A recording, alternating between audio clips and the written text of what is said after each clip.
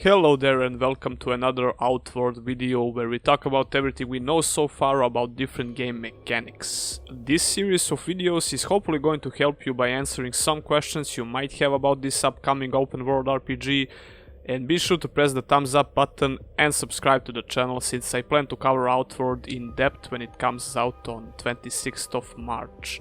The first thing I really want to talk about in this video is the survival mechanic. I briefly mentioned it in one of my previous videos about Outward that you can check out here, but the biggest reason I want to talk more specifically about this is to address the concerns that some people have. It's important to understand that Outward is not a survival game with RPG elements. It's an open world action RPG with survival elements. That means that survival is just another mechanic in the game. Camping, eating, drinking and occasionally watching the temperature are one of those things you'll be doing in this game in order to avoid negative side effects. From all the information I gathered so far, survival didn't seem like an aggressive system, meaning you won't need to stop for a drink every 5 or 10 minutes.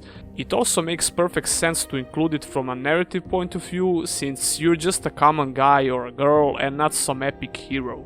Developers from 9 Dot Studio are certainly not trying to sell you a half-baked early access survival game. There's only 10 people in their team and they worked for years to bring us this game. The CEO promised in one of their streams that Outward will not be a buggy mess with cut content on the release date, but a full-featured game. Moving that out of the way, the next topic we're going to discuss is about backpacks. If you're an avid fan of open world action RPGs, you're probably used to picking up everything that isn't nailed down, worrying only about inventory limits. In Outward, your backpack plays a big role. If you decide to use a lighter backpack like this one here, you'll still be able to effectively dodge incoming hits without needing to take your backpack off. This comes with a cost of not being able to carry a lot of stuff with you. If you go the other way around and carry a stronger backpack, like this one for example, it would probably be wise to take it off when you get into a fight.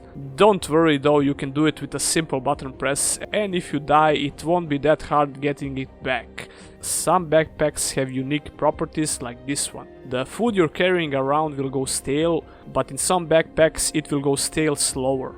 There are around 10 different backpacks in this game that you can find.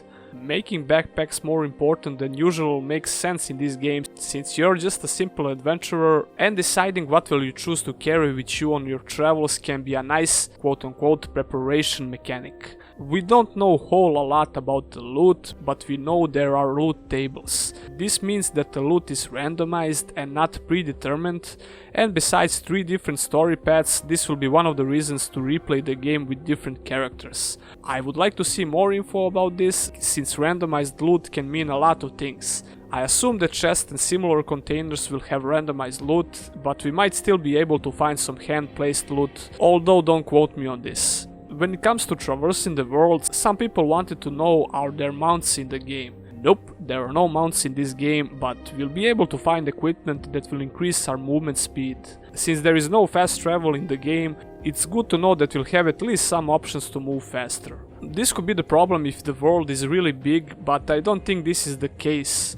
I'm not saying that the world is small by any degree, but I think that exploration would be ruined if we get mounts. I might be wrong, but the map in Outward reminds me of Gothic games, and it would feel really wrong to have mounts in those games. This might not make sense to people who didn't play those games. That's all I have for today. Hit that thumbs up button and subscribe to the channel for more content. I'm mostly covering action RPGs, make tips and guides for these kind of games, and try to make informative videos. Consider checking out my Patreon to support this channel in a long run. See ya in the next one.